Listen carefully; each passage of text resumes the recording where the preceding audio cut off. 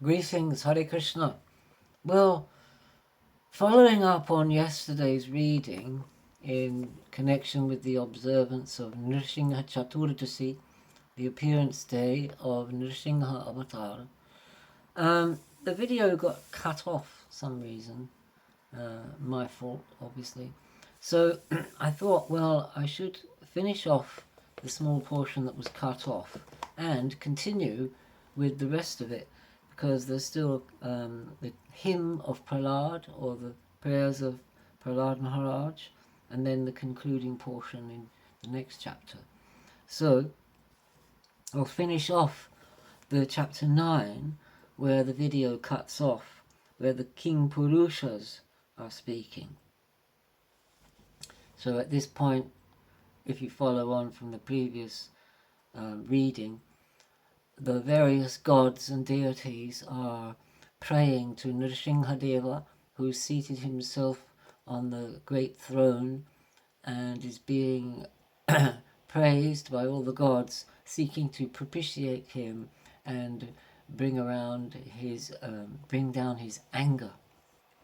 So in continuing with that, the King Purushas said, "We are only King Purusha's petty beings. Thou art the Lord of all, the Mahapurusha, or Supreme Being. We are therefore incapable of extolling thee adequately.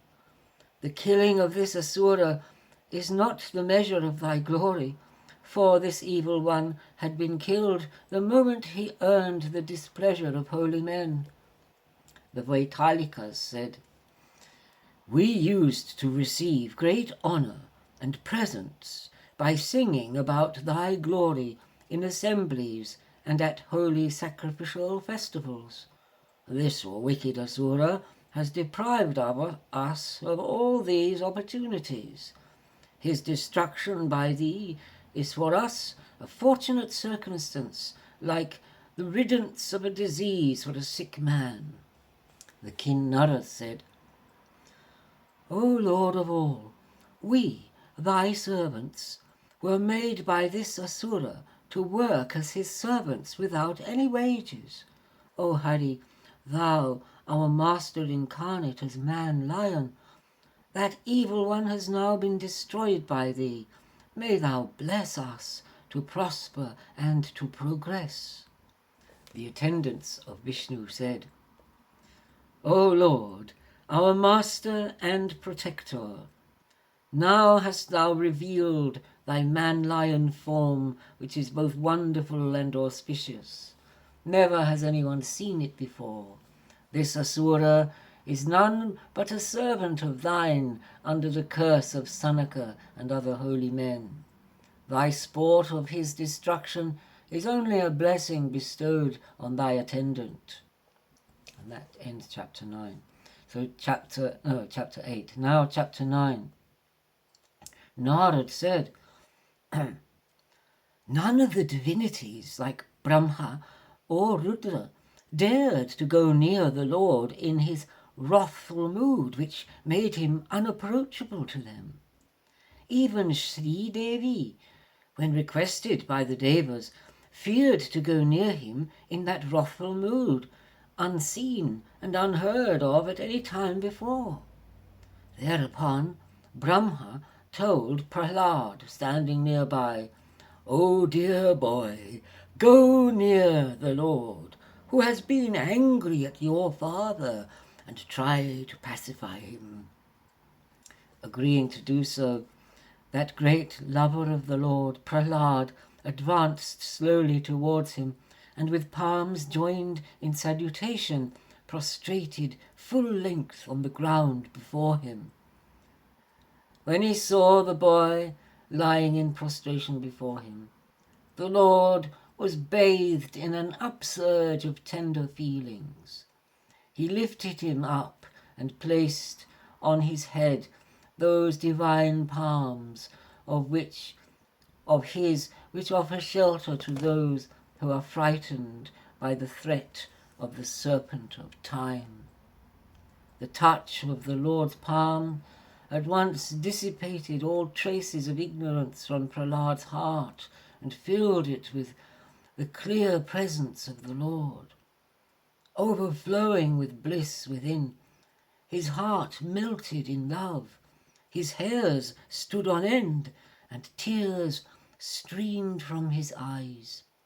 His heart and eyes fixed on the Lord, his mind peaceful and concentrated, he now began to extol Sri Hari in a voice tremulous with love.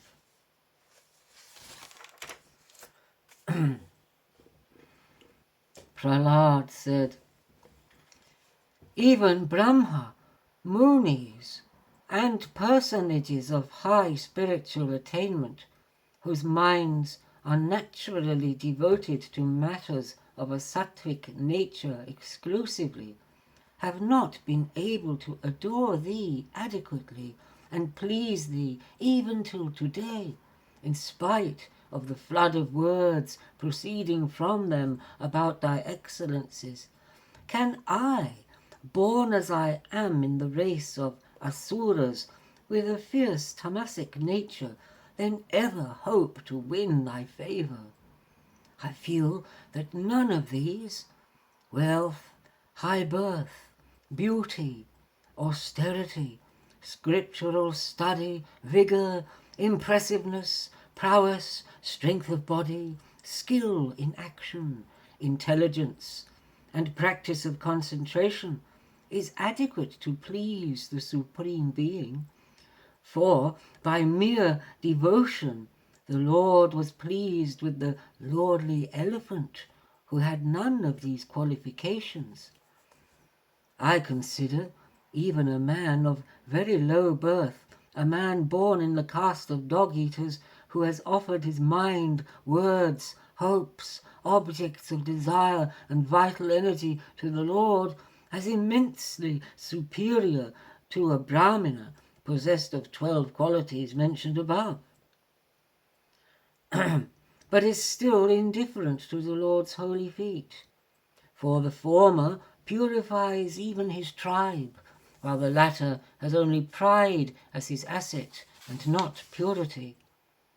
The Lord, who is self-fulfilled by his own inherent bliss, does not solicit the worship of ignorant man for any purpose of his own.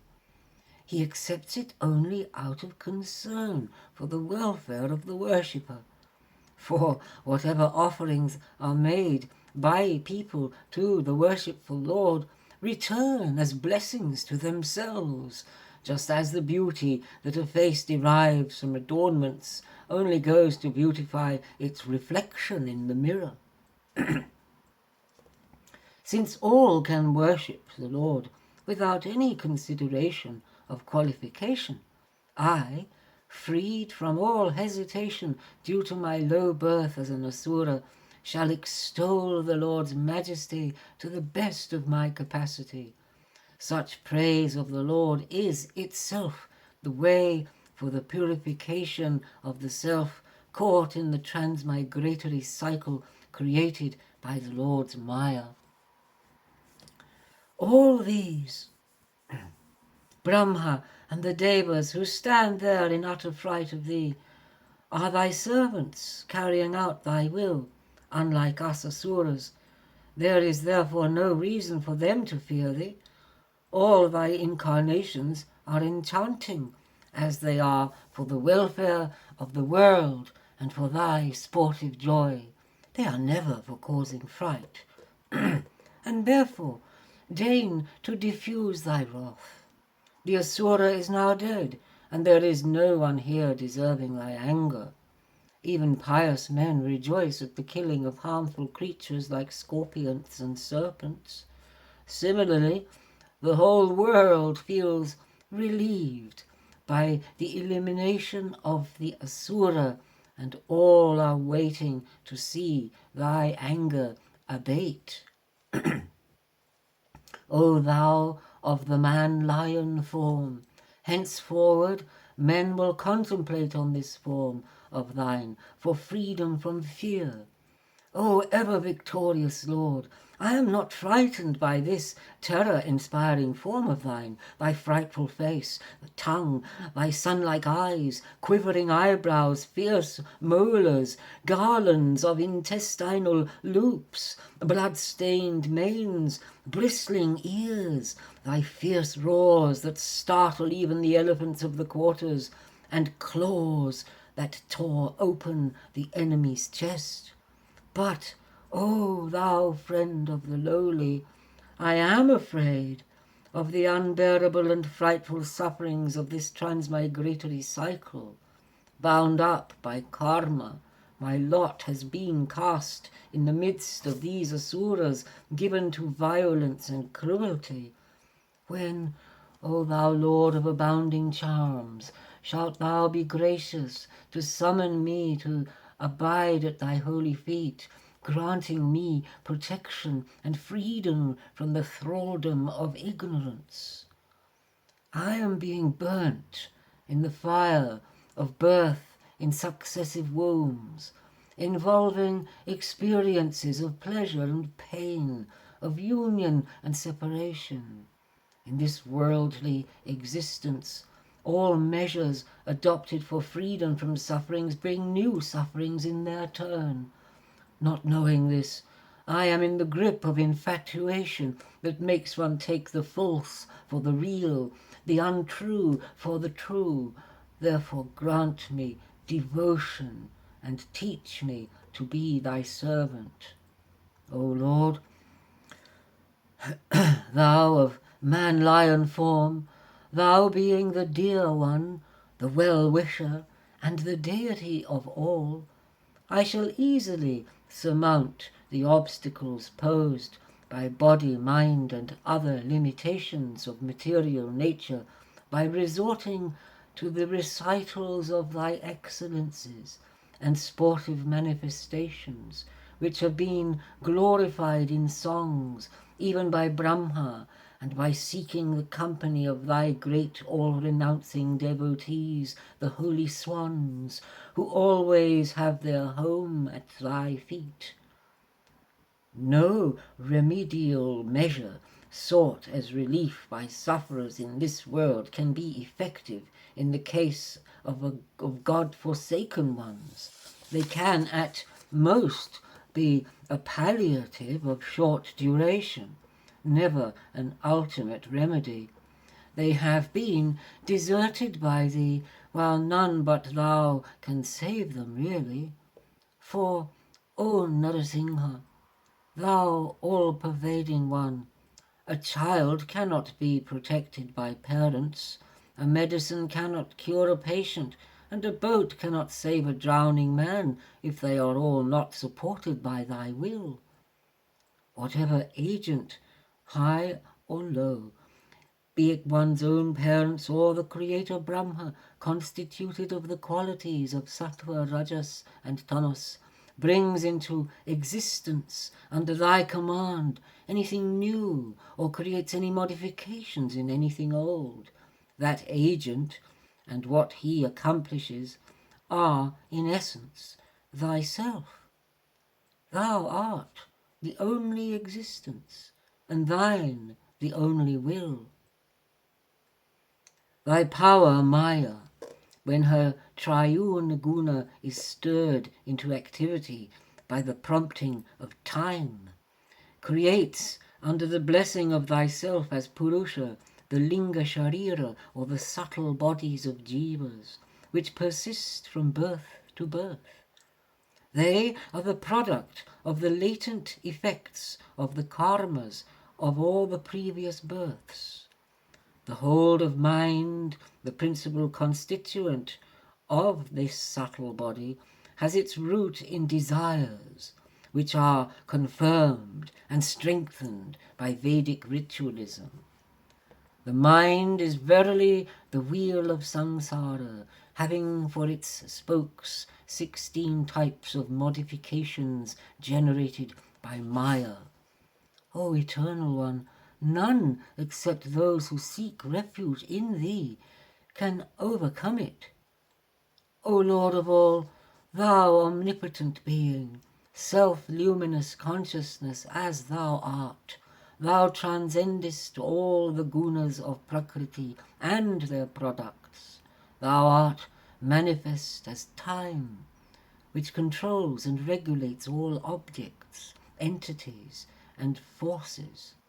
Entanglement by Maya, thy power in the transmigratory wheel with 16 spokes, I am being crushed like a piece of sugar cane. Deign to draw this refugee of thine away from this wheel towards thee. O Almighty Lord, what men usually aspire after, long life, wealth, and the resources of the guardian deities of the heavens, I have seen enough of these. All these attainments of theirs were dissipated before the mere movement of thy brows, of the brows of my father, when he laughed aloud in anger at those deities. And that father of mine, surpassing all these deities in prowess, has been destroyed by thee. Of what worth are these facilities and powers coveted by people? Therefore, I who know these facts do not desire blessings like sensuous enjoyments, wealth, longevity, glory, etc., after which all embodied beings from low creatures up to Brahma are mad. Not only these, I care not for any state or felicity that is subject to the destruction by thee as time. I only pray that I may be led to the company of thy devotees.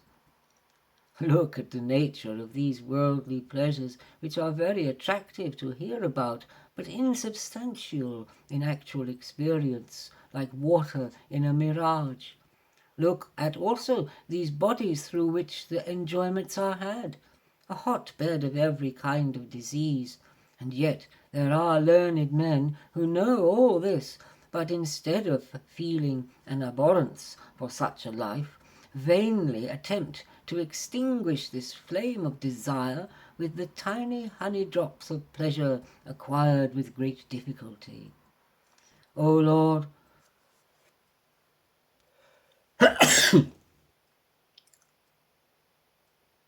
oh, it's still going. Excuse me. O Lord, where am I, born in a family of asuras, having their origin in rajas and dominated by tamas? And where is thy grace that prompted thee to place thy lotus hands on my head in blessing? A condescension that could not be had by Brahma or Shiva or thy consort Rama. Thou, who art the soul and well-wisher of all beings in the world, dost not look upon anyone as high or as low, unlike ordinary beings. Yet, just as the heavenly wish-yielding tree, the kalpa vriksha, gives one's objects of desire only when one goes under it and prays for what one wants, so thy grace too is bestowed on men through the service of thee. Blessings come according to service, not on considerations of high and low. Never shall I abandon the service of thy devotees. I, who, by contact with worldly people, given to sensuous enjoyments, was about to fall into the pit of transmigratory existence, infested by serpents in the shape of birth and death. It was Narada, a holy man, that took me as his own and lifted me up from that predicament. How can such a person like me abandon the service of thy devotees? O infinite being, I believe that it was in order to prove the truth of the words of the rishis, like Shanaka and Sananda and others, who are thy devotees and servants, that thou didst come forward to save me and destroy my father when the latter with the evil intention of beheading me, took up the sword and challenged, saying, "Let me see if there is any power other than me to save you. I am going to take off your head. It is thou, the one existence that hast manifested as the universe. Before its manifestation thou wert, and at its dissolution also thou wouldst exist as before. So in the middle, when the changeful universe is seen in the state of manifestation, thou must have existed uninvolved. By thy inherent power, Yogamaya, thou manifestest this manifold universe through the transformation of the gunas of Prakriti, and abidest in it, uninvolved and unaffected. O Lord, thou art verily this universe both in its causal and manifested conditions. Thou art yet different from it in so far as thou existest in thy pristine condition at the end, as thou wert at the beginning of this series of changes called creation. For one who sees this basic unity of existence, the opposition of interests between that of mine and of another's is meaningless. He in whom the origin and the manifestation, sustenance and dissolution of the universe take place must necessarily be one with him, just as in the case of a tree and its seed, the atoms of their constituent elements in their gross and subtle condition continue to be present unchanged in spite of the various combinations into which they enter. So is the spirit present in all as their substance, without being affected in the least by all transformation. Withdrawing this whole universe into thyself, and established in thy own inherent bliss, actionless, eyes shut in inward communion, and dispelling the dullness of sleep in the bliss of pure self-consciousness, thou liest in the cosmic waters, in the state of Turiya, which is neither absorption in the oblivion of sleep, nor involvement in the objective movement of the waking and dream states. This universe is verily thy gross form, like a huge banyan tree emerging from its latent condition in a seed. It emerges from thee in the form of the cosmic lotus. When, through thy power, the time spirit, thou spurrest Prakriti into activity on awaking from thy spiritual absorption, stretched on thy bed of infinity in the cosmic waters, Ananta.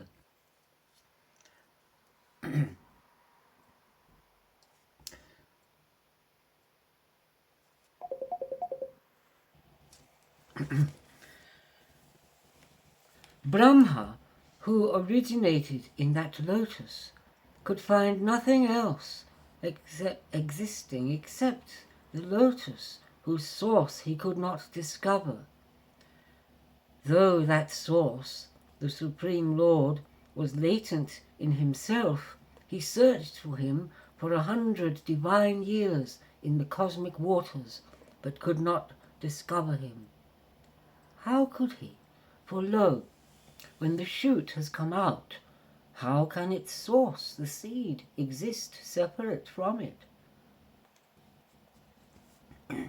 Thereupon Brahma, the self-born, resumed his seat in the lotus, being very much astonished and puzzled at his not being able to discover its source. Then he practiced inward concentration for a very long time and gained purity of mind, which enabled him, O Lord, to experience thy subtle presence in his own being, constituted of the great elements, senses, mind, intellect, etc., just as the presence of the quality of smell residing in the element earth is perceived by a yogi. Brahma was delighted to see that Mahapurusha, the cosmic being, who had thousands of faces, feet, heads, hands, thousands of thighs, noses, mouths, eyes, ornaments and weapons, and who was the seat of all power, and who was possessed of limbs that corresponded with the various regions of the universe. This is still Prahlad's prayer to Nrsimha Dev. Incarnated as Hayagriva, thou didst destroy Madhu and Kaitaba, embodiments of Rajas and Tamas, and very powerful traducers of the Vedas, and, retrieving the Vedas from them, thou didst restore them to Brahma. This, thy form as Hayagriva, constituted of pure sattva, by which Rajas and Tamas, represented by the Asuras, were destroyed, is described by the wise as thy favourite form, it being conducive to the development of jnana. Thus, O all-powerful Lord, incarnating thyself as man, animal, fish, rishi, and celestial in different yugas, thou dost destroy the wicked and protect the worlds. Though thou protectest the Dharma appropriate to every age, thy presence is hidden in the age of Kali. Thou art therefore known as Triyuga, or one whose manifestations are confined to the 3 yugas. O Lord of Vaikuntha, evil tendencies corrupt my mind and make it outward going. It is harassed by intense lust, by alternating feelings of joy and sorrow, by fear and the morbid cravings for progeny, wealth and fame. As a consequence, my mind is not able to feel delight in accounts of thy deeds and excellences. Afflicted as I am with this shortcoming, how am I to persist in my quest of thee? O Achyuta, my sense of taste, ever insatiate, drags me in one direction, while lust draws me in another. So also hunger, hearing, and the smell drive me in certain directions, while the fickle sense of sight and the vigorous organs of action drive me in still others. I am torn to pieces by their conflicting claims, as a husband by his several wives. Unfortunately, there is none among these senses to drive me towards thee. See us, the large number of jivas fallen in this Vaitarini, the unfordable river of samsara, by the force of our past actions, and struggling in it amidst the fear of life and death and of mutual competition for worldly enjoyments. See them engulfed in animosity and amity arising from the feeling of difference between oneself, one's friends, and one's enemies. O thou, O thou, O thou, the resident on the bank of yonder river Vaitarini, taking pity, save a fool like me from this predicament.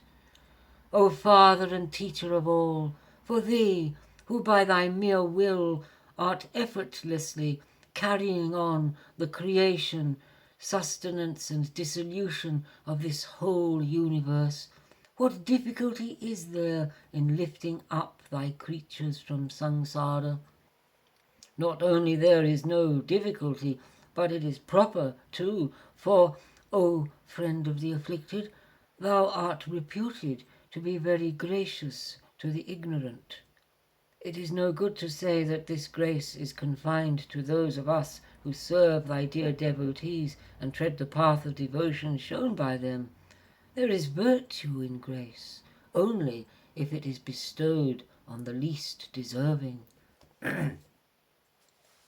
I do not mind, O Lord, even if I am consigned to the Vaitarini, the river of hell, as my mind is ever immersed in the ambrosial ocean of the recital of thy divine attributes and sportive deeds. I am sorrowing for the ignorant who eschew the path of devotion, and for the sake of the petty and short-lived pleasures of the senses, shoulder the great burdens of worldly life. O Lord, sages generally concern themselves only with their own salvation. They strive for it in solitude, without any thought for the salvation of others. But I do not desire salvation for myself alone, abandoning all other creatures to their miserable condition. I find no shelter other than thee for these creatures caught in the travails of samsara. The pleasures of sex life and other fulfillments are available in household life are very petty. As relief sought by scratching an itching hand only adds a new form of suffering to the old one. These satisfactions only go to enhance the intensity of desire. Still, these pitiable victims of desire are never found to get satiation, in spite of many sufferings arising from it. A wise man here or there may overcome desire, as a man sometimes escapes the temptation of the itch to scratch himself, but that is achieved only through thy grace. O Lord, for those who have no mastery of the senses, all the reputed means of spiritual attainment, like silence, vows, scholarship, austerity, study of the Veda, discharge of duty, teaching, living in solitude, repetition of mantras, and practice of concentration, get reduced to a mere show for earning a livelihood. It is doubtful whether such hypocrites succeed even in this. The Vedas reveal thee under two conceptions, like the seed and the tree: the causal condition in which thou art the source of the manifold, and the effect condition in which thou art the indweller of the manifold. In no other way canst thou, the formless, be comprehended. As one fire stick is rubbed with another to bring out the fire latent in the sticks, so those who seek thee practice communion with thee in these causal and effect conditions through devotion and concentration. There is no other way. Thou art the fire, air, the earth, sky, water, subtle elements, the vital energy, the senses, mind, chitta, ahankara, and all the deities. All that is gross and subtle art thou. Nothing that is thought, can, think, or words describe is outside of thee. Nothing that thought can think or words describe is outside of thee. O praiseworthy Lord, none included in Prakriti and its evolutes like intellect, mind, and others, nor devas, nor men are able to know thee, because they are limited by a beginning and an end. Knowing this, the wise ones give up all self-centered efforts for knowing thee, like study of the Vedas and the philosophies. O worshipful one, without the practice of the six-limbed devotional discipline, consisting of various forms of adoration of thee, like salutation, praise, dedication of all action, service, hearing and remembrance of thy excellencies and sportive manifestations, without the practice of these, how can that constant and deep-rooted love of thee, the goal of the Paramahamsas, sprout in the mind of man? Narada said, the Lord who transcends the gunas of Prakriti, whose excellences were thus extolled by the great devotee Prahlad, lying prostrate at his feet, was now assuaged of his wrath, and being highly propitiated, said to Prahlad as follows. Sri Bhagavan said, O Prahlad, virtuous boy, may all that is good and auspicious befall you. O the best of asuras, I am highly pleased with you. Ask for whatever boons you want. I grant all that a devotee wants. I can never be seen by one who has not propitiated me. One who has attained my vision shall have never afterwards any occasion to feel sorry that his wants have not been fulfilled. Therefore, all virtuous men who have insight and who aspire for higher evolution seek to please me, who am the bestower of all that one aspires for. Thus, tempted with rare boons that can overpower anyone else in the world, however advanced, that noblest one among the asuras did not go after any of them, as he was a person of unswerving devotion, seeking nothing but the Lord. So now, chapter 11, which concludes the episode of Nrsimha. Narada said, that boy who knew that all these boons were obstacles in the practice of pure devotion to the Lord, said to him, smiling, Prahlad said, do not tempt me, do not with all these boons. As being an asura, I am naturally prone to sense enjoyments. It is due to fear of getting involved in the pursuit of desires that I have abandoned them, become an aspirant for release, and come to take refuge in thee. O Lord, thou must have offered to me these temptations of desirable enjoyments, which form the seed of samsara and the knot of the heart, in order to show to the world the characteristics of a devotee. O teacher of the worlds, otherwise this attempt to tempt thy devotee away from the right path is not compatible with thy nature as the most merciful Lord. One who seeks favours and boons from thee is not a true servant, a true devotee. He is only a trader masquerading as a devotee. One who serves another with the idea of getting favours for himself is not a true servant. So also he who bestows some favours on a servant with the idea of getting some service out of him, he is not a true master. I am a devotee of thine without any ulterior motive, and thou art the master requiring the service of none to secure any objective.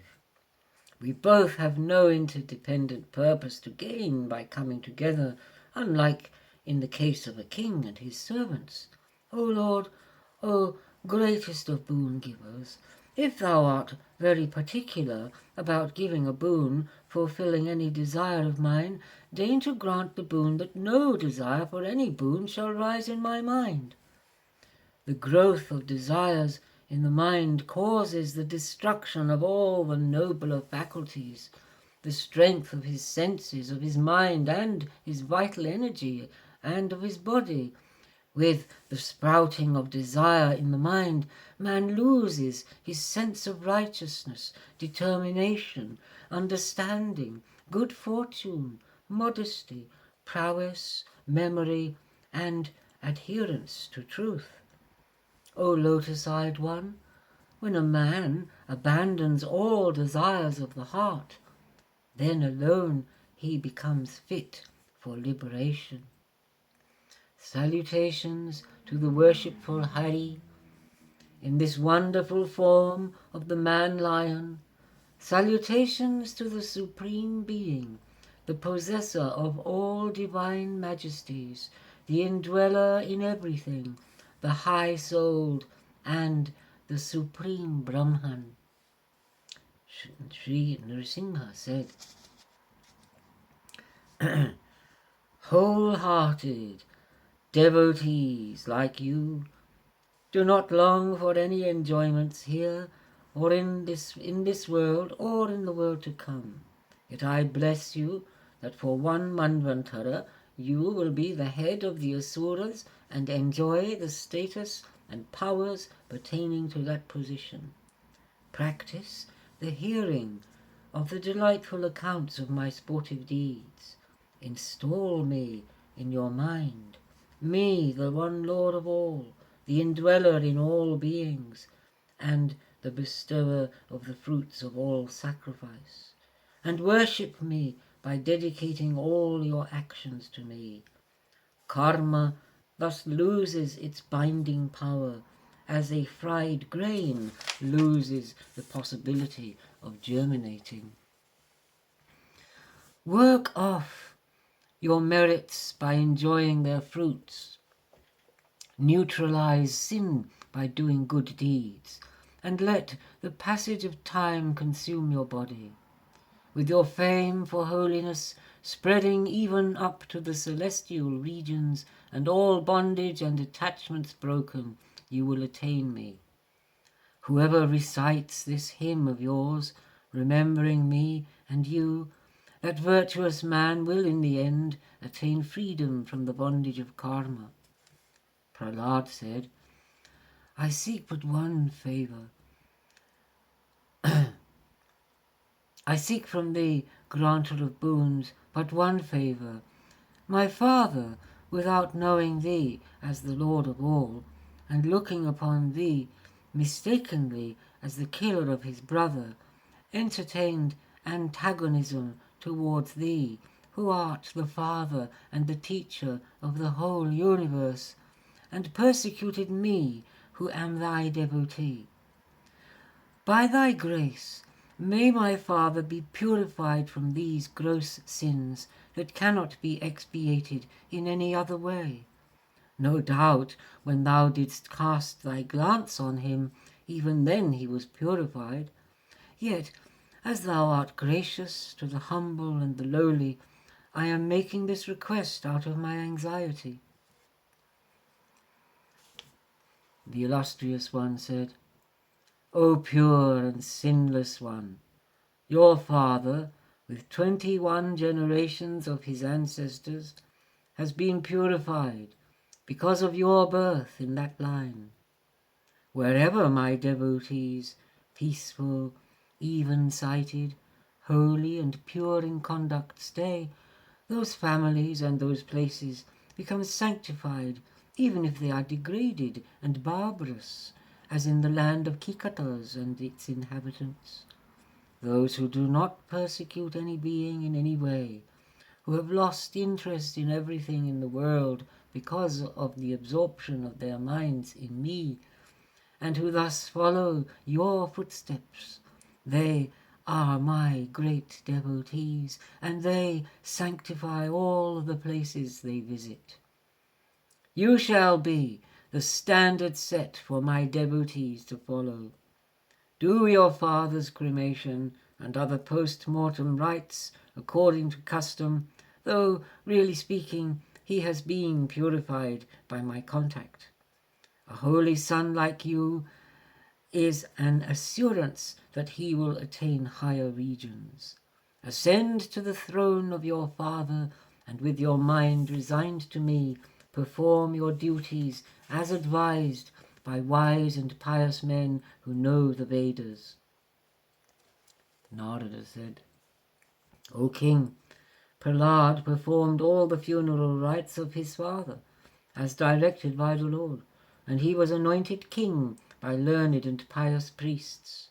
Brahma, now seeing from the gracious look of the Lord in the man-lion form that his wrath had been appeased, approached him with the body of celestials, reciting hymns in his glorification, and said, O Lord, thou master and origin of all, thou whose existence precedes everything, it is the good fortune of all that this Asura, who was a mass of iniquity, and a cause of misery to the world at large, has been destroyed by thee.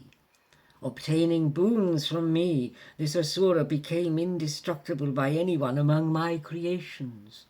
Becoming inordinately proud and insolent because of the power he gained by austerity and concentration, he destroyed all the Vedic institutions for the maintenance of Dharma.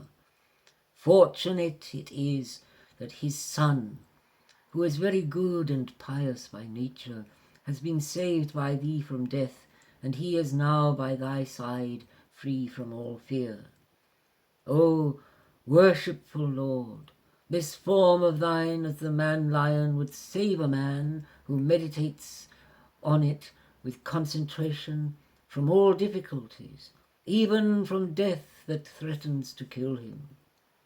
Sri Nrsimha said, O lotus-born one, it behooves you not to give this kind of boons to asuras, for granting them to those who are basically cruel by nature is like feeding a snake with the immortal drink. It will only add to the world's woes. Narada said, saying so, Sri Hari, all-powerful and ordinarily unperceivable by any, disappeared from the vision of all after receiving the worship of Brahma. Afterwards, Prahlad made prostrations to all the gods, Brahma, Baba, the Prajapatis, and the celestials who were all parts of Vishnu. Next, Brahma, along with the rishis, like Shukra, proclaimed Prahlad to be king of the Danavas and Daityas. They then pronounced blessings on Prahlad, who in turn worshipped them all. All of them then repaired to their respective abodes. Thus it was that the true attendants of Vishnu became Daityas on account of the curse of Sanaka and other sages. Hari, who manifested in their hearts in the form appropriate to their attitude of confrontation, appeared before them and killed them. Later, as the result of the same curse, they became the Rakshasas, known as Kumbhakarna and the 10-headed Ravana, and they were killed by Rama. Fallen in the field of battle, with their hearts pierced by the arrows of Rama, they died thinking of the Lord as in the previous birth. They were again born as Shishupala and Dantavaktra, and you have seen how, through contemplation on the Lord as their enemy, they have attained to him. Just as the worm, imprisoned by the wasp and contemplating on it, is transformed into a wasp through dread, so did many kings, inimical to Krishna, overcome their previous sins by concentrating on him through fear and enmity. Just as devotees attain to the state of seeing the Lord in everything through supreme and undivided bhakti, in the same way Shishupala and other enemy kings thought of Krishna with one-pointed concentration, which hatred generated in them, and thinking so attained to oneness with Sri Hari. I have now answered your question, how haters of the Lord, like Shishupala, could gain oneness with Hari.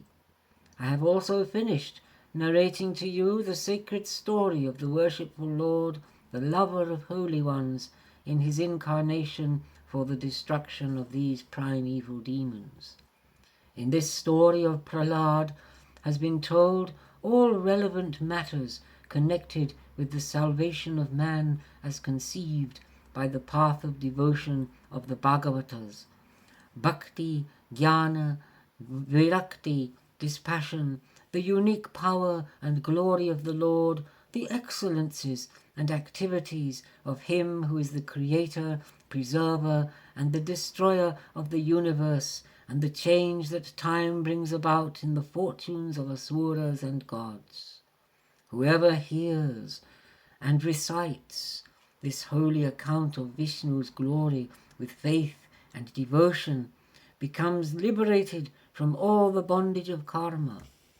Man reaches the state beyond all fear if he hears this account of the Lord's sportive deeds as the man-lion, his destruction of Hiranyakashipu and his Asura forces, and also the holy story of Prahlada, his son and prince among devotees. Then there's a famous verse. This is Narada speaking to Yudhishthira. Yuyam, that means y'all, you all, ye.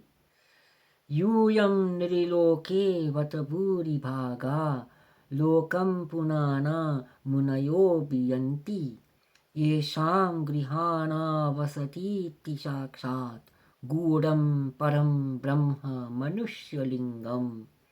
You, the sons of Pandu, are the most fortunate among men, for the Supreme Brahman is himself residing here with you under the guise of a human being, and sages, whose footsteps purify the places they tread, are flocking here from all sides in order to meet him. And then, Sava ayam brahma mahadvimrigya kaivalya nirvana shukanubhutihi priya suhrit vah khalu matuleya atmarhaniyo vidikrit guruscha. He, Krishna, is that very Brahman sought after by the greatest of sages, the bliss of liberation intuited in the unity of understanding, but wonder of wonders. He stays with you, playing several parts with you as dear friend, well-wisher, uncle's son, worshipful teacher, servant, and your very self. Na yasya saksad bhava padmajadibhi rupam diya vastu toyopavarnitam maunena bhaktyopashamena bhujita prasidatam esha sa sattvatam patihi. Even Brahma, Shiva and others have not been able to determine by their intellect or describe by words the real form of him, Krishna. May he be propitious to us through our observance of silence and other vows, the control of the senses, and the cultivation of bhakti. And that ends that episode. Doesn't end the chapter, but it ends the episode. Then it proceeds on to a discussion about the destruction of Tripuras by Shiva.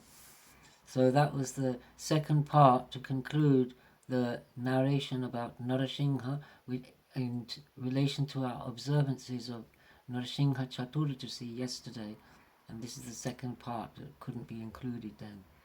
So I hope you enjoy listening and remembering this pastime.